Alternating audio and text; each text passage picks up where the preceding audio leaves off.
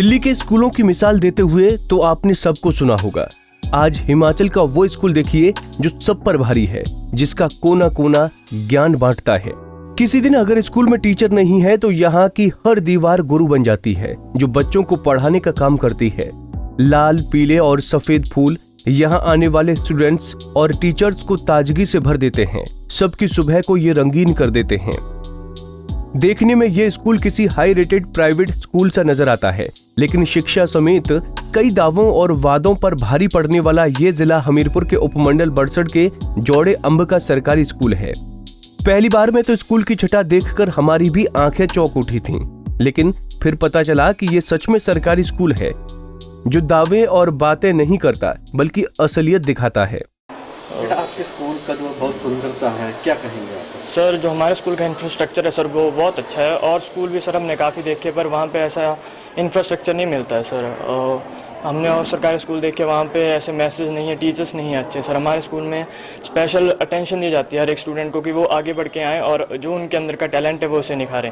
Sir यहाँ पे देख सकते हैं, यहाँ पे जितनी भी दीवारें हैं वहाँ पे मतलब मैसेज दिए गए हैं, जिससे कि हर समय बच्चों को एक प्रेरणा मिलती रहे, जिससे वो अपने जीवन में अच्छा कार्य कर सकें और हमारे देश और इलाके का नाम रोशन कर सकें। सर स्कूल के गेट से प्रवेश करने वाले को पहले माँ सरस्वती आशीर्वाद देती हैं और फिर तरह तरह के फूल अपनी सुगंध से उसका स्वागत करते हैं।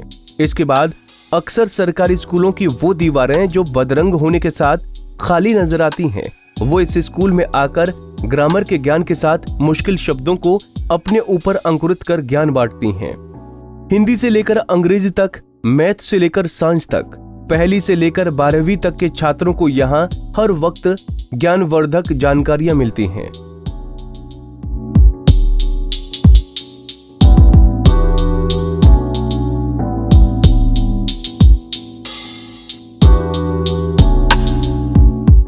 स्कूल की दशा बदलने के लिए प्रिंसिपल, स्कूल प्रबंधन समिति के साथ टीचर्स ने भी अपना सहयोग दिया है।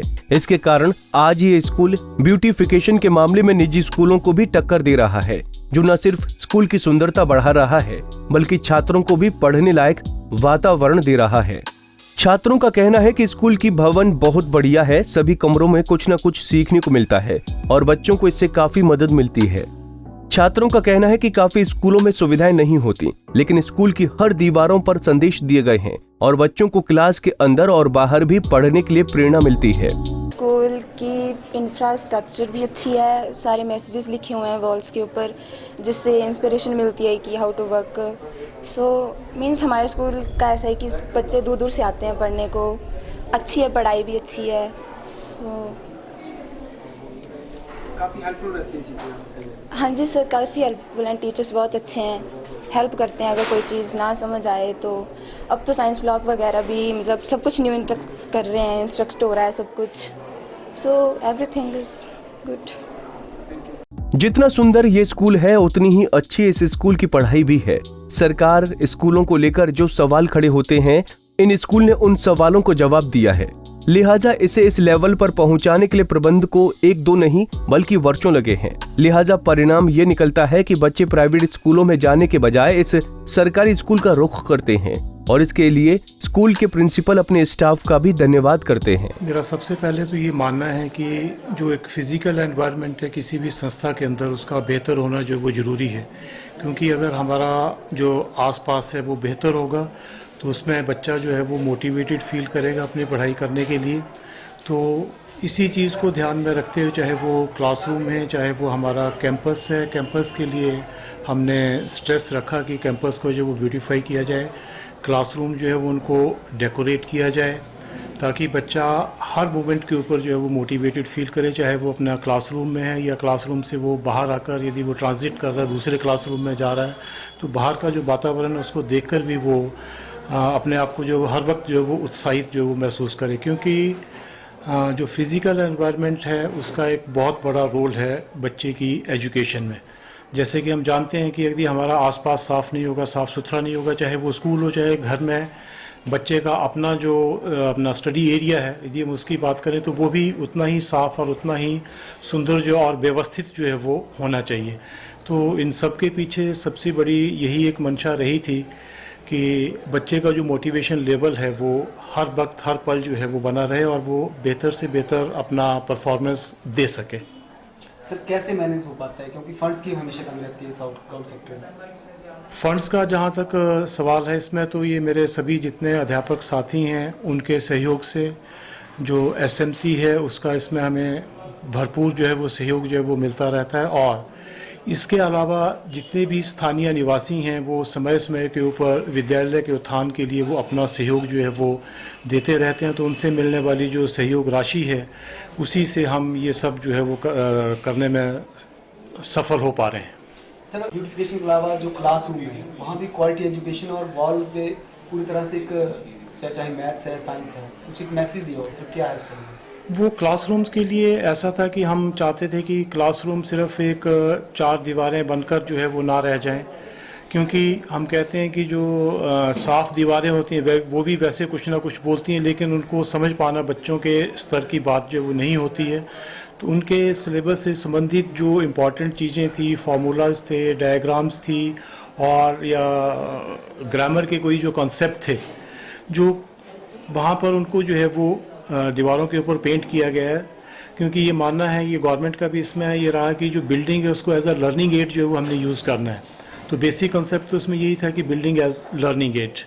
सेकेंडली, कई बार बच्चा क्लासरूम में टीचर के पढ़ाते समय कई बार डिस्ट्रैक्शन हो जाती है। अगर क्लासरूम में रह के वो डिस्ट्रैक्ट होगा भी तो कहाँ पे जाएगा, वो दीवारों पे देखेगा, दीवारों में उसको फिर से पढ़ने के लिए जो है वो मटेरियल जो है वो मिलेगा, तो वो निश्चित तौर पर वो उसके लिए हेल्पफुल होगा और फिर से वो यदि वो डिस्ट्रैक्ट हुआ है फिर से वो अपने आप को जो फोकस कर पाएगा पढ़ाई की तरफ, जो क्लासरूम टीचिंग जो है वो चल रही है। ये इसमें एक बेसिक कॉन्सेप्ट जो है वो ये रहा था। वर्तमान में बात करें तो स्कूल में कितनी स्ट्रेंथ है?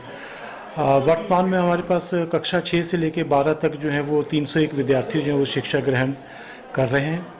और इसमें हमारे पास जो विज्ञान संकाय में जो विद्यार्थियों की संख्या जो है, यदि मैं जमा 1 और जमा 2 की बात करूं तो वो संख्या जो है वो बाकी संकायों से जो है वो अधिक है। इसका एक कारण क्योंकि हमारा एक बड़ा एक रिच जो वो एक ट्रेडिशन हमारे यहाँ विद्यालय में रही। यदि मैं बात करूँ जब से मैं यहाँ पे कार्यरत हूँ 2016 से, तो 2016 में हमें पहली जो है वो साइंस स्ट्रीम में बोर्ड में मेरिट मिली थी और वो 9th पोजीशन थी साइंस स्ट्रीम में। 2017 में साइंस स्ट्रीम में हमें जो पोजीशन मिली वो हमारी 14th पोजीशन थी। और 2018 में फिर से हमें साइंस में फर्स्ट टॉप 10 में आने का जो है वो अवसर प्राप्त हुआ और हमारी उसमें जो है वो 10वीं पोजीशन थी। 2019 में हमारे पास कॉमर्स संकाय में जो है वो हमें 8th पोजीशन जो है वो मेरिट में मिली। और अभी पिछले वर्ष जो मार्च 20 में जो एग्ज़ाम हुए थे उसमें फिर से हमें साइंस स्ट्रीम में हमारा जो बच्चा था वो 485 अंक लेकर जो है वो 13वें स्थान के ऊपर जो है वो अपना बोर्ड मेरिट में जो है उसने अपना स्थान जो है वो बनाया। तो ये एक रिच ट्रेडिशन जो है वो हमारे विद्यालय के लिए जो है वो रहा है। और इन सब से बच्चे जो हैं वो भी प्रेरित होते हैं, क्योंकि हमने अपने स्कूल का मोटो भी यही रखा है कि सक्सेस इंस्पायर्स सक्सेस, कि सफलता ही सफलता के लिए जो प्रेरणा देती है। तो शायद यही कारण था कि ये मोटो को लेकर हमने भी काम किया, बच्चों तक इसको जो वो पहुंचाया और हर वक्त उनको जो प्रेरित करने का काम किया। और ये जो पिछले उदाहरण जो हमारे पास थे वो उनके समक्ष रखे या उन्होंने खुद भी वो देखे, तो उनसे भी उन बच्चों को जो है वो प्रेरणा मिली।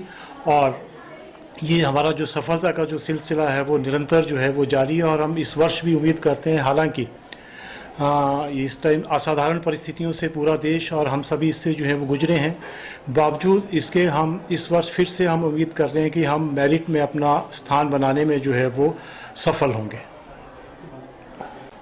जहाँ तक स्कूल में एनरोलमेंट और स्ट्रेंथ की बात है, तो एक लास्ट ईयर हमारे ज़िला में कायाकल्प का प्रोग्राम चला था, उससे जो एक डाटा निकल कर सामने आया था, जब हमने उसको स्टडी किया तो उसमें ओवरऑल यदि हम स्ट्रेंथ की बात करते तो साइंस स्ट्रीम में हमारे पास जो वो 4th पोजीशन थी सभी स्कूलों को मिलाकर। लेकिन यदि हम सरकारी स्कूलों की यदि इसमें बात करते तो सरकारी स्कूलों में हमारा जो नंबर था वो प्रथम था। हमारे पास साइंस विषय में जो है वो सबसे अधिक जो है वो बच्चों का यहाँ पर एनरोलमेंट था।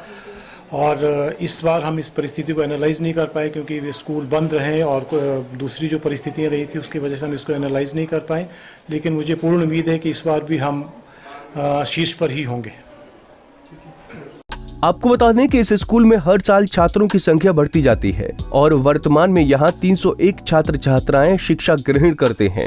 स्कूल प्रबंधन की कोशिशों से स्कूल के प्रांगण से लेकर पूरे परिसर को इस तरह सजाया गया है जिससे यहाँ वातावरण बच्चों को बेहद पसंद आता है। तो हर कोई स्कूल को देखकर प्रशंसा करना नहीं भूलता। पंजाब केसरी टीवी के लिए बड़सर से अशोक राणा की रिपोर्ट।